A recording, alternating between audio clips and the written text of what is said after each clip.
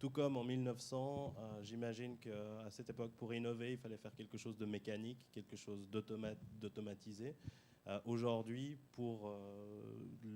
il faut maîtriser l'outil Internet pour pouvoir vendre au-delà des frontières de manière globale.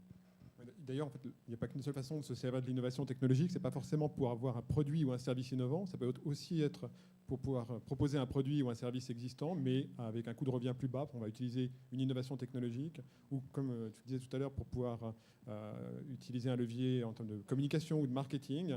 Il ne faut pas hésiter à utiliser donc, l'innovation technologique, à la voir sous toutes ses facettes. Ce n'est pas uniquement celle de proposer un produit ou un service nouveau, mais c'est aussi de faire de l'ancien avec du neuf. Soraya. Alors pour finir, nous aussi on est obligé de passer par le biais d'Internet, de tout ce qui est à disposition. Et puis d'ailleurs, on a nos produits en vente actuellement sur zillois.com. Voilà, il faut oser le demander, j'ai entendu ça quelque part. Et toutes les informations sur le site de Talent. Absolument.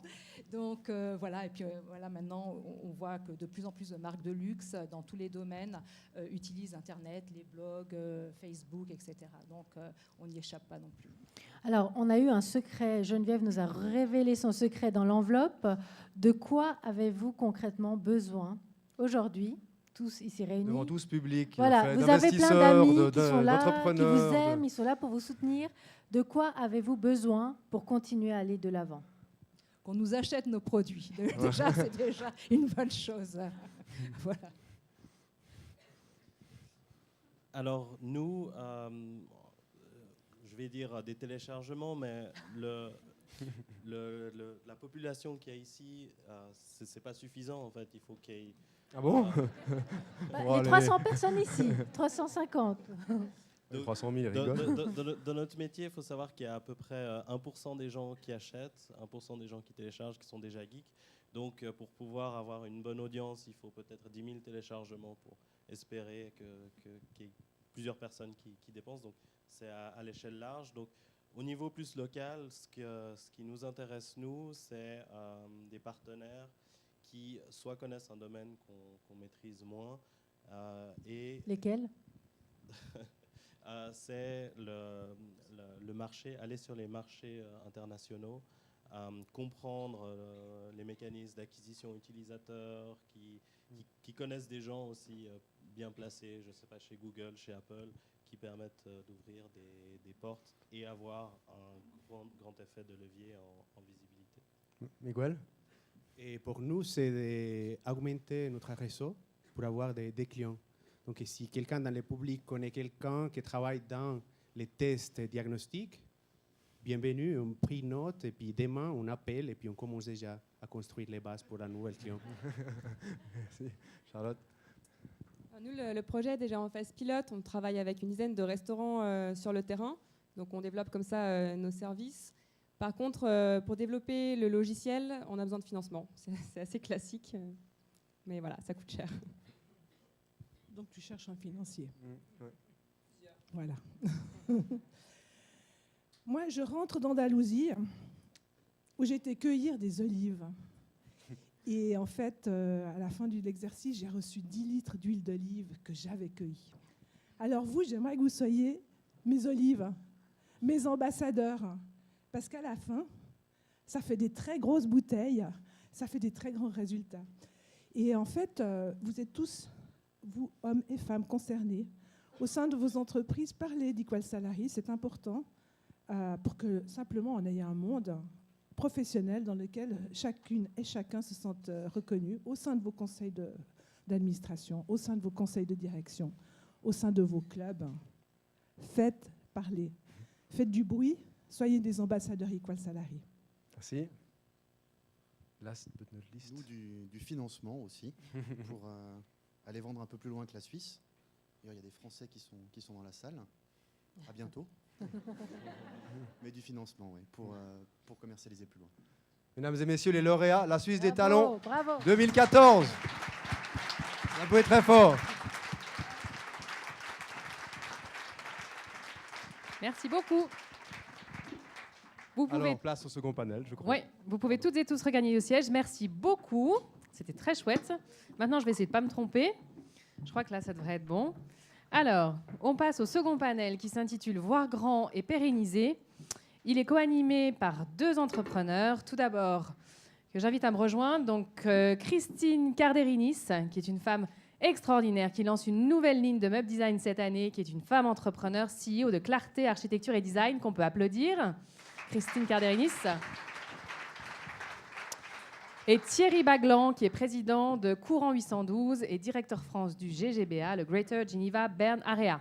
Il est bien sûr connu de toutes les promotions économiques suisses, puisqu'il représente la Suisse en France. On peut l'applaudir, Thierry Baglan.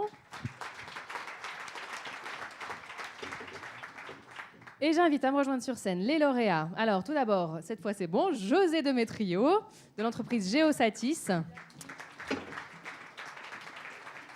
Nadia Plata, de Eptes, femme entrepreneur de l'année. On peut l'applaudir.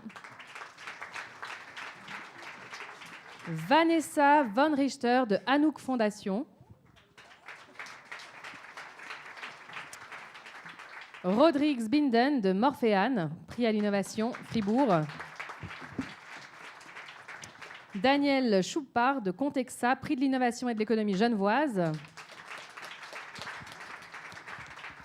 Jean-Paul Inalbon, de Eversys, prix Sommet. On peut l'applaudir. Et enfin, Ingrid Heinrich, de Global Footprint Network, prix Nature Suisse Canto. Est-ce qu'elle est là? Oui. Merci à tous.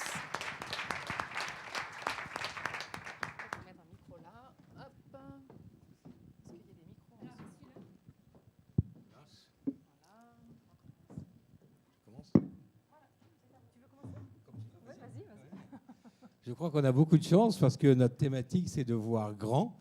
Donc ça, c'est un vrai bonheur qu'on va partager ensemble, voir grand et pérenniser.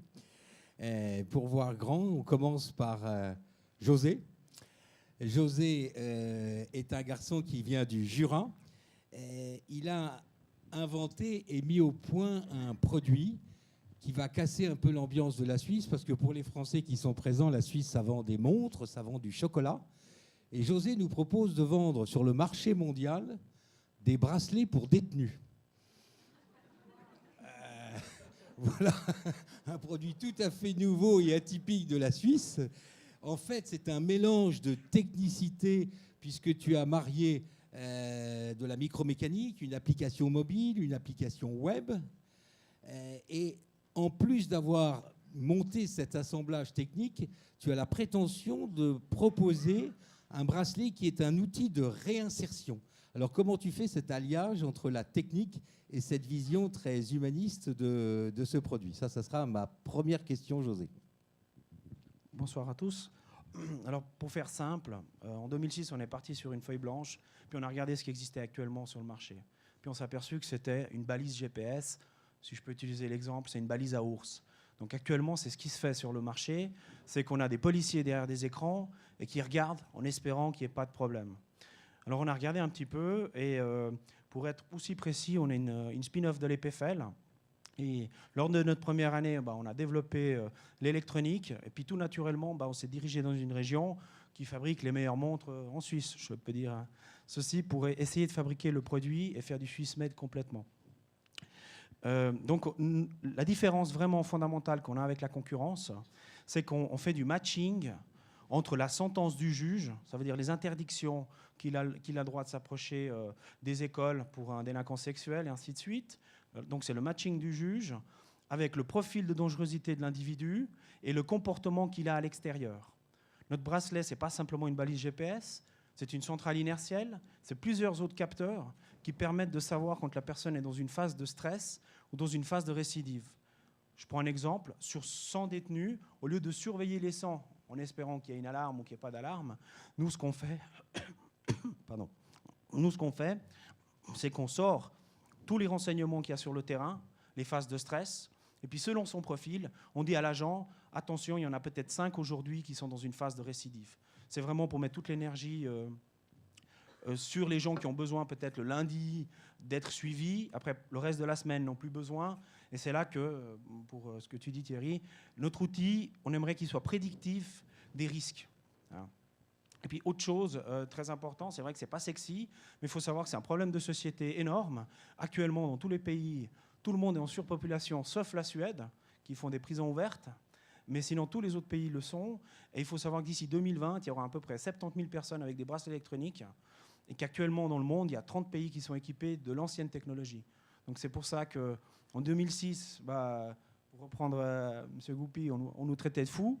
2010, on était encore des fous. 2011, on était encore des fous. 2012, on était tendance. Et puis, je peux vous dire que demain, il y a l'appel d'offres qui sort pour la Suisse, les cantons, le Concordat latin. Et puis là, on est un peu moins fous avec notre technologie. Voilà un petit peu. Et puis, je ne sais plus quelle est la question que tu m'avais demandé.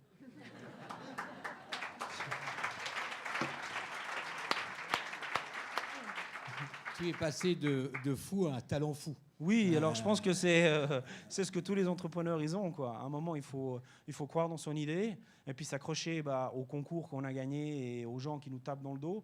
Faire la différence entre ceux qui nous tapent dans le dos, qui sont des gens qui ont un regard innovant et un regard du futur, et puis des vrais entrepreneurs qui ont déjà réussi. Et puis, je vais être un petit peu... voilà, et les gens qui sont juste là pour dire, bon, vas-y, va tomber, ça va être sympa, quoi. Donc voilà, c'est ça vraiment la différence. Alors, tu as peut-être une clé et peut-être un secret à proposer à tes petits copains. Tu as gagné 7 prix, ça m'a amusé. Tu as gagné 700 000 francs de prix. Oui. Mais il reste plus grand-chose. Champion suisse du concours. Tu as une recette ? La recette, c'est que, comme on a commencé en 2010, il fallait trouver de l'argent rapidement. Nous, on fait de l'électronique, on fait du développement, on est à la 7e version du bracelet. Donc, ça a des coûts énormes pour la fabrication. Donc, on a gagné le premier 120 000. Ça nous a donné une marche pour aller plus loin. On était réconfortés de notre idée. Et puis, on a commencé à avoir. Et je pense qu'avoir gagné autant de concours, maintenant, j'ai une manière de présenter, une manière d'adapter le produit qui fait que les experts qu'on a eus en face nous ont un petit peu guidés dans la manière d'avancer. Et puis, plus on se présente au concours, plus on est dans les finalistes, on va dire. Donc, les derniers étaient plus faciles que les premiers, je vais dire. Donc, c'est l'expérience. Ou l'expérience. Ouais. Je pense que faire un concours, même si on ne le gagne pas, on a rédigé une présentation, on a regardé comment on allait gagner des clients, comment on allait faire par rapport à la concurrence, et ça nous focalise vraiment dans notre business, et puis on l'adapte. Et puis le premier, c'était, si je vous montre la première présentation, c'était ridicule, et puis maintenant on est vraiment plus professionnel. Et on s'adapte avec le marché aussi. Donc vous apprenez à participer. Oui, tout à fait, à vendre notre produit, à vendre notre idée, et à sortir vraiment les points les plus importants. J'imagine que le marché suisse, même si tu gagnes le concours, il va être étroit. Marché mondial, comment tu t'y prends pour attaquer l'Europe et au-delà de l'Europe ? Alors, on est dans un business où mes clients, je les connais. Donc, c'est les ministres des Justices, c'est leur cabinet. Ils organisent une fois tous les 2 ans une conférence où ils sont tous invités. Le marché du bracelet électronique était un marché statique. Donc, ils ont commencé à savoir qu'on existait. Et puis, alors, c'est pas prétentieux, mais au jour d'aujourd'hui, on ne démarche personne, on reçoit des demandes des pays et on ne peut pas tout y répondre pour aller présenter notre produit. Parce qu'on fait vraiment une cassure technologique pour le même prix. Alors, même prix, pas tout à fait, parce que j'ai lu sur ton site que le coût moyen d'un bracelet était de 8 000 francs suisses en moyenne. Et que toi, la location était nettement inférieure de cet outil. Alors, ce n'est pas le coût du bracelet. Il faut savoir qu'un détenu en prison, c'est 8 500 francs. Et puis ça, c'est quelqu'un qui est simplement dans un lit et qui est tranquille, qui n'est pas médicalisé. Ça peut aller à 36 000 francs, comme il y a eu à Zurich, un prisonnier par mois.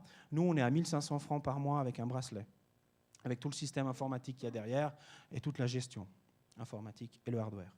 Ce n'est pas de la vente, c'est de la location. Il y a très peu de pays qui veulent acheter parce qu'ils ont eu la mauvaise expérience avec l'informatique. Donc maintenant, ils veulent louer. Donc c'est du récurrent. Et puis c'est des contrats de 5 ans, à peu près, entre 4 et 5 ans. Donc, si on est libéré avant ? Je l'espère pour tout le monde. Ça veut dire que la réinsertion aura été réussie. Merci.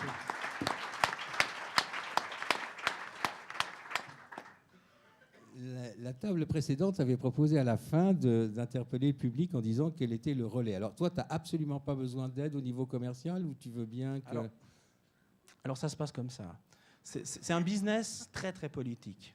tous les ministres, que ce soit monsieur Maudet, et tous, ils sont avec nous. Mais à un moment, il faut qu'ils prennent le risque de faire confiance à une start-up. Ça fait quand même 3 ans qu'on développe. Puis dans notre équipe, on a des savants fous. Le produit, il est mature, on pourrait le mettre. Mais à un moment, il faut que les politiciens, les industriels disent « OK, on donne la chance à cette société, on prend le risque de l'essayer ». Si on prend le risque de l'essayer, on était 3 au départ, on est 10 maintenant, on compte en engager 5 encore d'ici août. Donc on est en train de créer une société. La petite chose que je n'ai pas expliquée, on est la seule société en Europe à développer et à fabriquer. Le reste, la concurrence, c'est américain ou israélien. Donc c'est vrai qu'on a un potentiel de créer une belle société. Voilà, si je peux juste donner le mot, c'est parler à vos amis qui sont politiciens, à vos lobbies, et faites le nécessaire pour qu'on nous donne notre chance. Et puis nous, on va assurer derrière.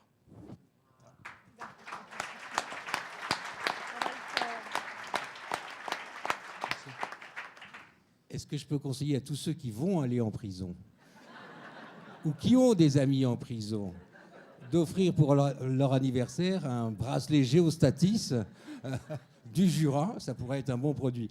J'ai des amis chefs d'entreprise français là-haut, dont un représentant d'une chambre de commerce. C'est vous qui gérez les prisons dans votre zone consulaire, monsieur Danger?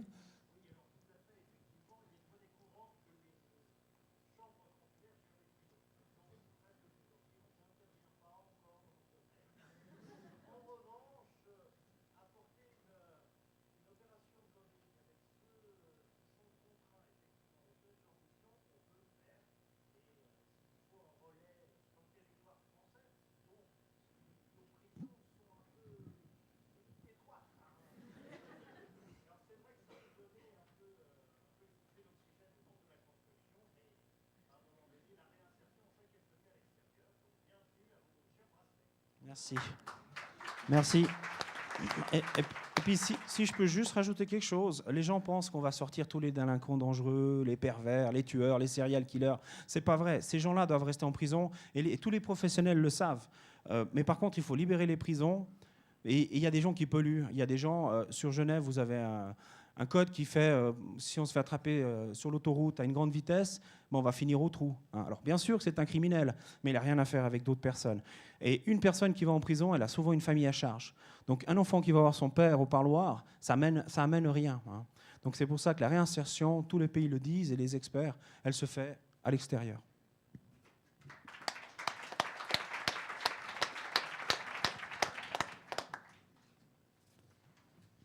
Alors merci Jérôme. Et on va un peu bousculer l'ordre qui est présenté dans votre tablette parce que j'ai été étonné par la concomitance d'un métier presque similaire. Alors je ne sais pas, voilà, ils font connaissance. Rodrigue Zbiden, pardon, qui représente la société Morphean SA. Rodrigue, toi, tu n'es pas vraiment un pur créateur parce que tu en es déjà à ta 4e société, si je ne me trompe pas. C'est juste, ouais. C'est juste. Et tu es aussi dans... Alors, le point commun, c'est que vous êtes tous les deux dans l'intelligence artificielle d'une plateforme logicielle. Et toi, ce mariage de technologie a une visée plutôt sécuritaire. Est-ce que tu peux présenter, parce que ça nécessite une bonne présentation. Tu ne fais pas de la vidéosurveillance. Exactement, on fait de la vidéoprotection. Je pense qu'on a les mêmes ambitions avec Géostatis, c'est rendre un peu tous ces éléments de sécurité efficaces, intelligents, en tirer le meilleur de la technologie d'aujourd'hui. Puis nous, dans notre cas, on crée une plateforme software qu'on commercialise, et cette plateforme software de vidéosurveillance intègre des technologies d'analyse de ces images qui permettent vraiment de déceler automatiquement les incidents et de transformer chaque caméra, parce qu'il y a de nombreuses caméras qui sont installées, vous le voyez tous les jours dans la presse, de transformer ces caméras en capteurs et les rendre intelligentes. Donc de passer vraiment de la vidéosurveillance à la vidéoprotection et enfin rendre les caméras efficaces tout en préservant aussi les aspects légaux, protection de données et sécurité. Est-ce que tu viens d'écouter Jérôme? Est-ce qu'il y a quelque chose à faire ensemble ou est-ce que vous êtes vraiment éloignés? On pourrait imaginer en effet pouvoir collaborer parce que nos clients aussi, certains de nos clients sont aussi des polices, on a aussi des prisons. Finalement, on sera plutôt, nous, peut-être dans la périphérie ou à l'intérieur, alors qu'on pourrait étendre le système de sécurité en allant hors des murs avec une technologie comme la vôtre. Enthousiasme modéré. Et même question pour t'aider. J'imagine que la recherche de nouveaux clients ou de nouveaux partenaires est indispensable. Qu'est-ce que tu fais comme distinguo entre clients et partenaires? Donc on a un modèle d'affaires B2B2, leurs clients. Donc forcément, ça demande un large réseau de partenaires. Donc on est en pleine phase de commercialisation depuis l'année passée. Donc on recherche des entreprises de sécurité ou de réception d'alarmes ou des services providers qui emploient nos technologies pour adresser leurs projets de vidéosurveillance. Donc là, c'est pour ça le partenariat, parce qu'on va nous offrir un service de vidéoprotection et pas une nouvelle infrastructure de vidéosurveillance. Donc on va prendre les éléments qui distinguent nos partenaires avec nos technologies, faire un service complet et adresser celui-là au marché.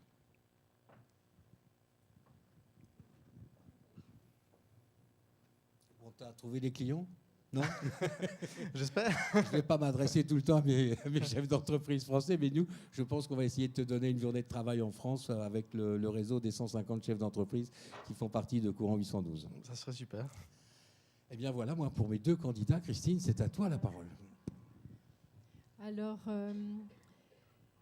en fait, dans mon groupe aussi, il y a 2 personnes dont les domaines d'activité sont très similaires. Ça m'a également beaucoup étonnée. Ils sont tous les 2 dans les arômes et les parfums.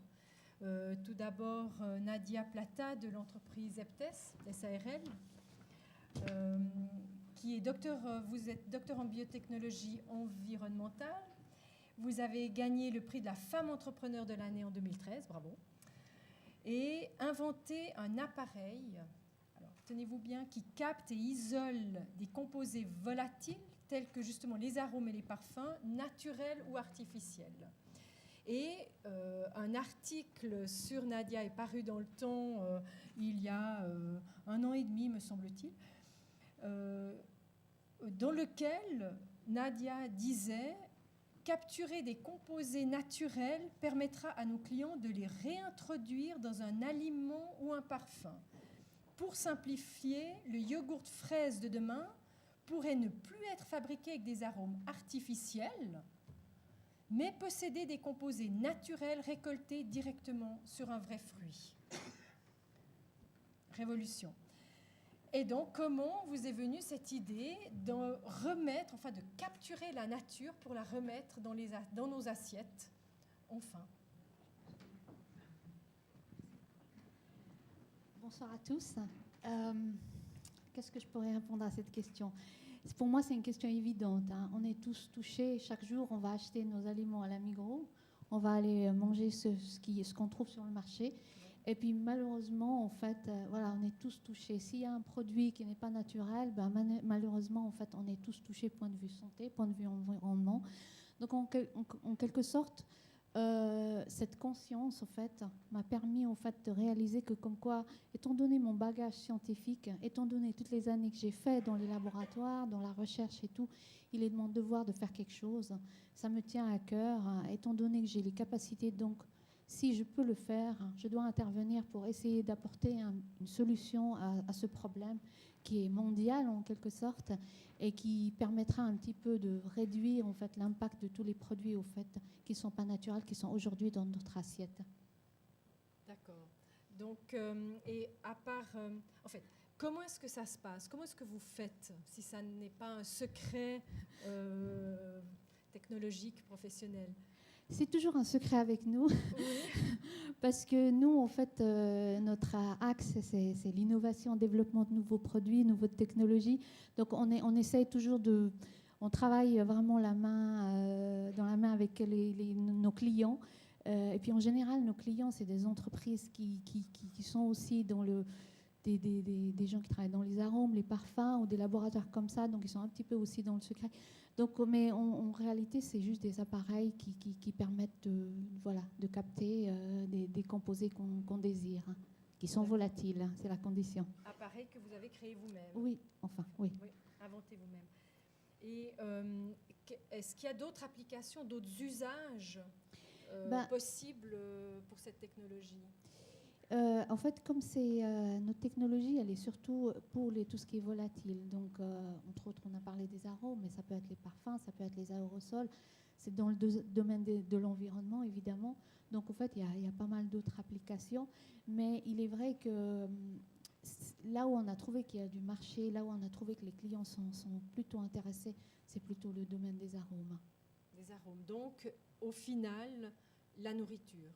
Au final, la nourriture, exactement. Oui. Okay. Et puis, vous m'avez dit que ça n'avait pas été forcément évident de faire naître votre société.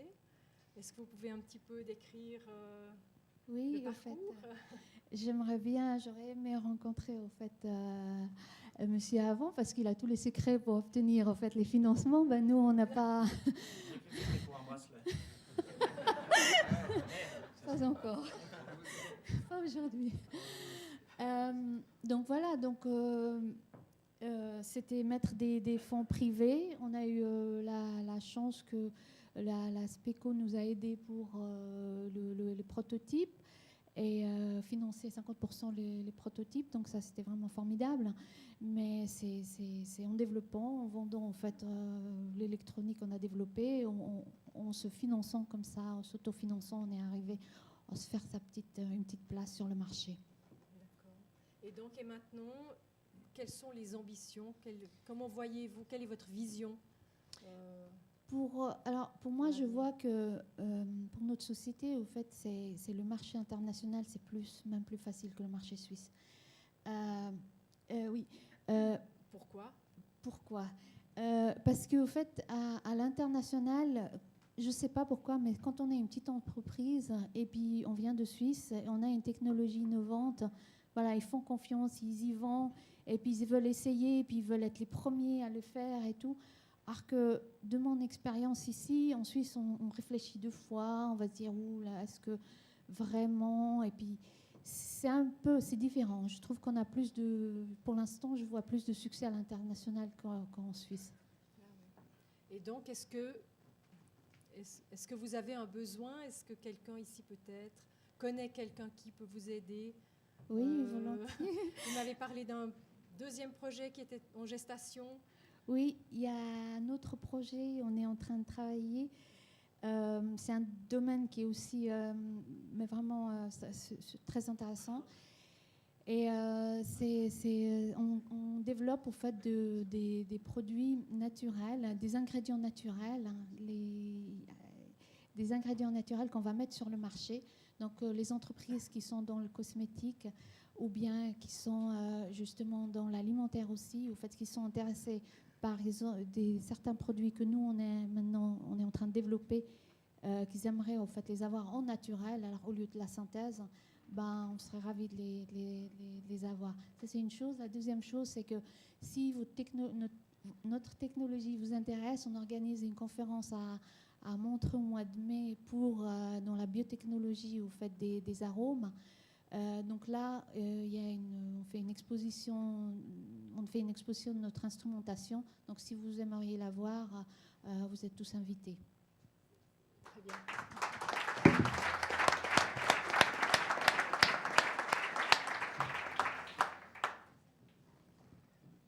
Je passe à Daniel Schubach de l'entreprise Contexa SA, qui également est actif dans les arômes et les parfums, mais d'après ce que j'ai compris, pas au même stade du processus de fabrication de ces arômes et parfums.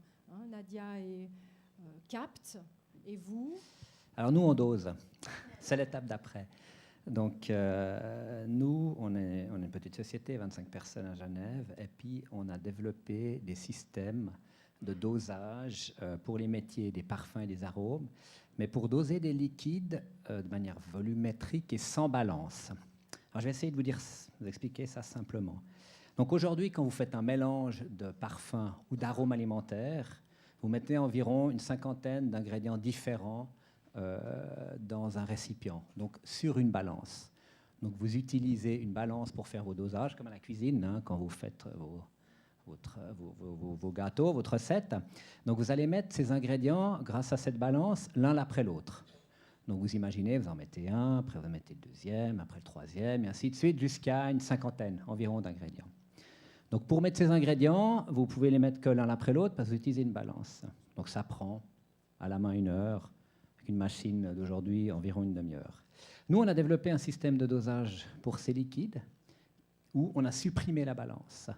Donc on a fait ça, entre autres, avec le concours de l'HES d'Yverdon, donc l'école d'ingénierie Yverdon, aussi avec l'aide de la CTI, donc je crois que c'est important de relever ces aides qu'on a eues, pour développer ce système de dosage avec ce capteur. Le résultat, c'est qu'en fait, à la place de doser les produits l'un après l'autre, comme on n'a plus de balance, on peut tous les doser en même temps. Donc, à la place d'une demi-heure avec une machine concurrente, on met 1 minute pour faire ce dosage. Puis en plus, ça amenait à d'autres choses. C'est-à-dire que avant, quand on faisait un mélange avec des balances, ça nécessitait, pour un industriel, Firmenich-Givaudan, pour ne pas les nommer, que tout le monde connaît ici, pour faire un mélange, par exemple, d'1 tonne de produits, il avait besoin de 3, 4, 5 récipients. Parce qu'il faisait des grands poids dans un grand récipient, un récipient de 1000 litres, mais il devait faire des produits dans des proportions précises, dans des récipients plus petits, parce que la balance d'1 tonne n'avait pas une précision suffisante. Donc il se retrouvait avec 3 ou 4 récipients pour faire en fait un mélange final. Et après, il rassemble ces récipients, donc il prend les petits l'un dans l'autre, il met tout dans la grande cuve. Donc en fait, la façon de travailler d'aujourd'hui est longue, ça prend un certain temps, et surtout, vous vous retrouvez avec énormément de vaisselle à la fin. Vous imaginez votre cuisine, quand vous avez fini votre gâteau, vous vous retrouvez avec 5 ou 6 récipients, avec l'œuf, la farine et autres. Ben, chez eux, c'est pareil, sauf que comme ils font 200, 300 mélanges par jour, à raison de 3, 4 récipients, ils se retrouvent avec une vaisselle de 1000 cuves à nettoyer. C'est ça, mais c'est de la vaisselle, entendons-nous, gigantesque. Voilà, c'est de la grande vaisselle, c'est des cuves qui vont faire 1 mètre de diamètre, et puis des cuves en inox, c'est des gros récipients. Et en fait, ça engendre aussi une pollution qui est assez importante, puisque tous ces récipients que vous nettoyez, ça fait de l'eau à traiter, ça fait disons, pour l'industriel, un investissement très important en termes de coût de production. Donc l'invention qu'on a faite, sans aller dans les détails, permet de doser extrêmement vite et dans un seul récipient, puisque dans cette cuve de 1000 litres, vous allez doser par exemple 1 demi-gramme de produit avec une grande fiabilité. Donc voilà le résultat. Et votre appareil novateur, ce robot s'appelle Colibri. Colibri, oui. Il a gagné le prix de l'innovation et de l'économie genevoise l'année dernière. Bravo également. Merci. J'ai moins de chance que... Zéro. Et quel est votre rêve maintenant? Alors, en fait, l'entrepreneur, c'est une personne, j'allais dire un type, ça c'est pas bien, c'est une personne qui rêve tout le temps. Je crois qu'on a la tête qui tourne tout le temps. Donc tous les matins quand on se lève, le rêve, il est tous les jours, parce que tous les jours, on a une idée qui vient, on réfléchit, ça tourne tout le temps dans la tête. Alors maintenant, on a un problème en fait chez Contexa, c'est que des fois ça fonctionne bien, les innovations, c'est pas toujours... il y a toujours une part de risque quand même assez importante, parce que vous innovez, mais vous n'êtes jamais sûr qu'en fait le marché va vous l'acheter, votre produit. C'est pas parce que vous avez une super invention, vous avez amené quelque chose que les gens vont vous l'acheter. Ils vont dire, ouais, bon, c'est bien, mais pour de multiples raisons. Alors en fait, nous, on a pris un gros pari il y a 6 mois d'acheter effectivement, ou de se fournir pour 1500 pièces, ce qui est quand même pas négligeable en termes de coût. Puis le problème qu'on a eu, c'est qu'en 2 mois, on les a vendus, les 1500. Donc voilà. Alors, trop de succès? Trop de succès. On n'a jamais trop de succès, je dirais. Mais je crois qu'effectivement, ça nous a amené à une réflexion assez importante, fin de l'année dernière, qui est de dire, bon, qu'est-ce qu'on fait maintenant? On continue comme on a fait toujours, c'est-à-dire, on est parti à zéro, hein, donc financement à la poche. Donc on sort, on développe, on va tout doucement, on améliore, puis dès qu'on gagne 2-3 sous, on continue à développer, ainsi de suite. Puis après, il y a l'autre façon de faire, quand on en arrive à ce niveau-là, c'est que maintenant, on se pose très clairement la question, enfin, on a déjà les réponses en interne, c'est de dire, bon, il faut donner une autre dimension à la société. Alors une autre dimension, alors là, je ne vous apprends rien, c'est évidemment des financements, À un moment donné, le produit est mature, le marché est là, puisqu'on a vu que la réponse était très très rapide, immédiate même, au-delà de nos espérances. Après, on se dit, bon, pour ne pas louper le train, parce que si vous attendez trop, c'est sûr que la concurrence va quand même un petit peu se réveiller. Donc là, on a 2-3 ans d'avance maintenant, pour effectivement voir ça en plus grand. D'ailleurs, c'est le titre de votre groupe. C'était déjà comment? pérenniser. Voir grand et pérenniser. Alors, on est à l'étape où il faut voir grand. Donc, pour voir grand, ben, à vos bons cœurs. Donc, c'est vrai qu'on est actuellement à l'étape où les business plans sont en train de s'étoffer, se chauffer, et puis l'étape des investisseurs. Tout à fait. Très bien.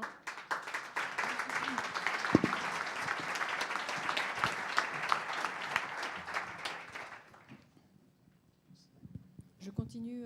Oui, alors je vous présente aussi Jean-Pauline Albon de la société Eversys. Société qui a mis au point et commercialise une machine à café révolutionnaire qui est capable, je le dis, de produire 525 expressos à l'heure.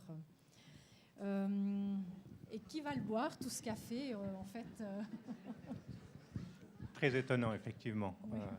Mais ce qu'il faut retenir de ce nombre, c'est que c'est effectivement possible, mais c'est surtout possible dans l'esprit de la qualité de l'expresso. Ce n'est pas seulement de produire un jus chaud et brun, c'est quelque chose qui doit correspondre à la qualité intrinsèque du vrai café expresso, c'est le café tradition.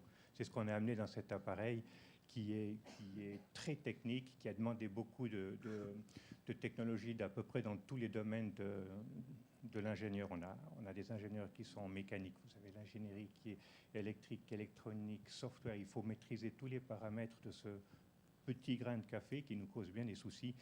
Donc ça, c'était vraiment le grand challenge, vraiment utiliser le grain de café pour qu'on ressorte, même avec 525 expresso à l'heure, une vraie qualité. Et qu'est-ce qui vous a donné l'envie de devenir entrepreneur juste, voilà. En fait, le café, vous êtes tombé dedans il y a Je suis tombé dedans, effectivement. Plusieurs dizaines d'années. C'est depuis 1973. En fait, je crois que quand on commence son métier, quand on commence à être dans l'industrie, c'est les modèles qui sont devant vous qui vous donnent les premiers exemples. J'ai eu la chance de fréquenter des personnes qui avaient l'esprit d'entreprendre. Et puis quand vous travaillez au début de votre carrière avec ces gens-là, fatalement, vous ressentez les mêmes choses. Et puis après, on se rend compte que c'est passionnant. Vous êtes toujours curieux. Ça n'est jamais fini. Vous êtes dans l'inconfort total. Il faut recommencer. Vous mettez en avant, vous arrêtez, vous recommencez. C'est un grand jeu de loi, l'entrepreneuriat. Mais c'est intéressant. Et vous m'avez raconté la genèse de l'entreprise. Elle est née il y a quelques années. Alors, Eversys a été fondé en 2009. Par un groupe d'ingénieurs. On était déjà actifs dans le domaine pour d'autres sociétés. Et c'était le moment pour nous de vraiment redéfinir et puis de construire la machine ultime. On avait fait des tas de choses jusqu'à maintenant. On avait fait beaucoup de techniques sans trop s'occuper de la qualité du produit fini. Cette fois-ci, on a fait vraiment la totale. C'est-à-dire qu'on a fait la technique, on a fait l'innovation et aussi on s'est occupé vraiment en premier lieu du produit. On n'est pas parti de la technique pour faire le produit, on a mis le produit au centre de notre projet et on a mis la technique autour. Et le marché il est international. Le marché est international. On sait aussi, ça c'est une chose que j'aimerais bien dire ici, on a des produits qui sont à haute valeur ajoutée. C'est-à-dire qu'on va sur un marché qui est mondial et puis on arrive avec une qualité suisse et elle est toujours extrêmement appréciée. Et quand on est sur un marché avec nos produits, même si on a un prix qui est plus élevé que nos concurrents, que le marché, on a vraiment la possibilité de positionner un produit de qualité. On produit ça en Suisse, on a 73% de toutes les fournitures qui viennent de la Suisse, le reste c'est de l'étranger et on fait une exportation à 95%. Donc on a vraiment la possibilité d'exporter. Il faut trouver la niche, il faut trouver l'innovation, il faut se mettre où c'est que personne n'est et ça marche. Et donc vous avez gagné le prix sommet UBS Valais. Félicitations. Merci. Et maintenant, vers quel sommet voulez-vous mener votre entreprise? Alors nous, on recherche un marché vraiment orienté sur l'exportation, donc on va continuer à s'étendre dans les marchés qui sont l'Inde et la Chine.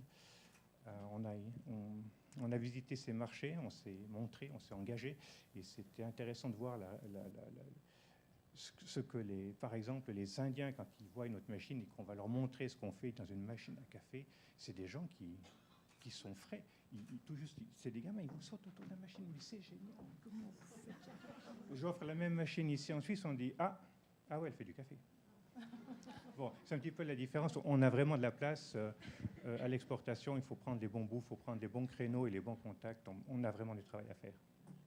Et puis, je vais pas demander du financement ici à quelqu'un dans l'entreprise, parce que si ça veut venir, oui, c'est pas le but ultime. Mais par contre, nous aussi, on offre quelque chose. Étant donné qu'on a une production qui est 73% en Suisse, on utilise des pièces mécaniques, on utilise des pièces d'injection plastique, on utilise de l'électronique, du software, du hardware.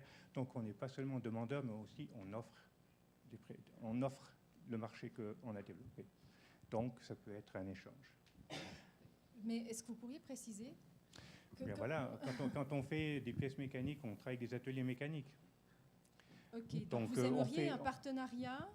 Non, c'est simplement pour montrer que quand on fait un appareil comme ça, on a besoin de multiples technologies, de multiples domaines. Et puis, je sais qu'en Suisse, on a un réseau le nom vient en allemand, c'est les Zulieferanten. Réseau technologique. Voilà, les fournisseurs, merci. Oui, oui. Donc, on a un réseau de fournisseurs, il peut s'étoffer. Je pense qu'on a des entreprises qui sont à la pointe dans ce domaine. Et plus on a de contacts en Suisse, moins on est tenté d'aller chercher la même expérience à l'étranger. D'accord, donc des compétences. Des compétences, oui. Des marchés, c'est un vrai partage. Ok, très bien.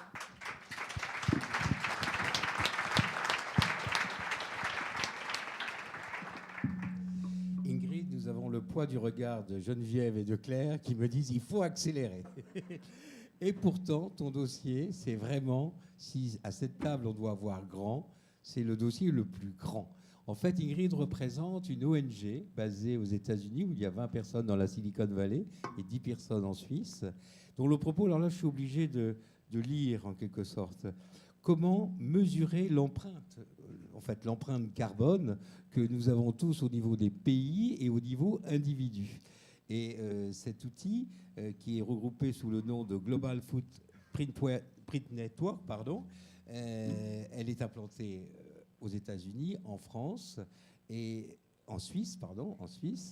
Tes clients, ce sont les États, n'est-ce pas ? Et tu vas nous expliquer un petit peu, est-ce que tu es un gros monstre qui calcule simplement l'empreinte carbone ou est-ce que ces calculs servent à modifier et à diriger l'attitude des États et nos comportements individuels? Je pense que c'était 3 questions, Thierry. Bonsoir et félicitations à tous qui ont gagné un prix aujourd'hui ici et à tous qui ont pris en place ici. J'ai vu que la salle est assez pleine ce soir. Alors, combien de vous connaissent l'empreinte écologique, ecological footprint? Oh wow, ok, j'ai fini. Alors c'est parfait. Alors moi, je vais représenter ici Mathis Wackernagel, en Baloise. Il a co-créé l'empreinte écologique il y a 25 ans. Et il a co-créé aussi le Global Footprint Network. Ça, c'est un groupe stratégique. Et